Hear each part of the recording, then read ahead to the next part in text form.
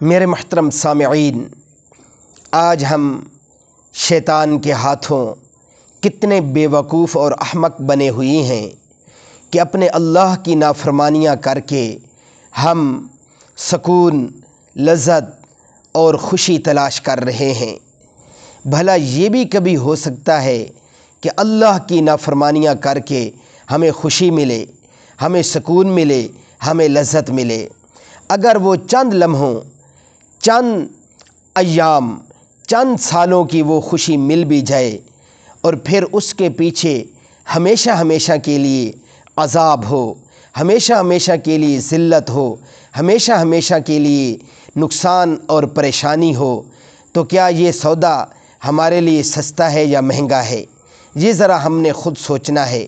میرے محترم سامعین، جب اللہ قرآن میں فرماتے ہیں کہ ان الشیطان لکم عدو مبین، کہ بے شک شیطان تمہارے لیے کھلم کھلا دشمن ہے، پھر آپ خود سوچیں کہ دشمن بھی کبھی خیر خواہی کر سکتا ہے؟ کبھی نہیں کر سکتا۔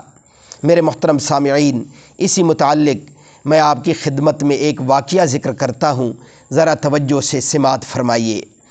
ایک آدمی فجر کی نماز کے لیے بیدار ہوا، تیار ہو کر مسجد کی جانب روانہ ہوا، مگر تھوڑی ہی دور جا کر وہ رستے میں گر پڑا اور اس کے کپڑے خراب ہو گئے۔ وہ اٹھا اور گھر واپس آ کر کپڑے بدلے اور دوبارہ مسجد کی جانب روانہ ہوا لیکن وہ دوبارہ گر پڑا ٹھیک اسی جگہ پر، مگر وہ پھر اٹھا اور واپس جا کر پھر سے لباس تبدیل کر کے مسجد کی جانب چل پڑا۔ تیسری دفعہ اسے رستے میں ایک آدمی لالٹین پکڑے ملا۔ پہلے آدمی نے لالٹین والے آدمی سے اس کی شناخت معلوم کی تو وہ بولا کہ میں نے آپ کو 2 مرتبہ اس جگہ پر گرتے دیکھا ہے، تو میں یہ لالٹین لے آیا تاکہ آپ کے لیے روشنی کر سکوں۔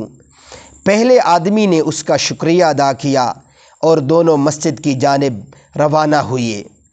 جب وہ مسجد پہنچے تو پہلے آدمی نے روشنی کرنے والے آدمی سے نماز کا پوچھا تو اس نے انکار کیا۔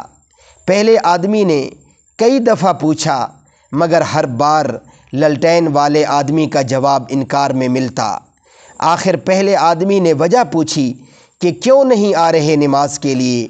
تب وہ آدمی جواب میں کہنے لگا کہ میں شیطان ہوں۔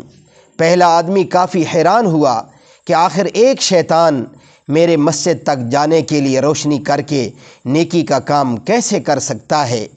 تب شیطان نے اس آدمی کو مخاطب کر کے بتایا کہ میں نے تمہیں مسجد کی طرف آتے دیکھا تو میں نے تمہیں گرا دیا، تم گھر گئے، خود کو صاف کیا اور پھر مسجد کی طرف روانہ ہوئے، تب اللہ تعالیٰ نے تمہارے سارے گناہ معاف فرما دیے، لیکن بالکل اسی جگہ پہنچ کر میں نے دوبارہ تمہیں گرایا، مگر وہ بھی تمہیں مسجد نہ جانے پر ابھار نہ سکا اور تم پھر تیار ہو کر مسجد کی جانب چل پڑے، اور اس کی وجہ سے رب تعالیٰ نے تمہارے اہل و عیال کے گناہ معاف فرما دیے۔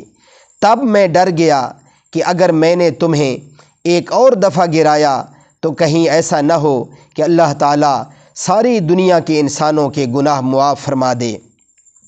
بس اسی وجہ سے میں نے تمہارے لیے روشنی کا انتظام کیا تاکہ تم بخیر و عافیت مسجد میں پہنچ جاؤ۔ میرے محترم سامعین، اس واقعے کو بیان کرنے کا مقصد صرف اتنا ہے کہ کسی بھی نیک کام کو انجام دینے میں جتنی بھی مشکلات کا سامنا کرنا پڑے انہیں برداشت کیجیے۔ انسان سوچ بھی نہیں سکتا کہ ہر مشکل و ہر آزمائش و امتحان پہ رب تعالیٰ اپنے بندے کو کتنا اجر عطا کرتا ہے اور اس کا مقام کتنا بلند ہوتا جاتا ہے۔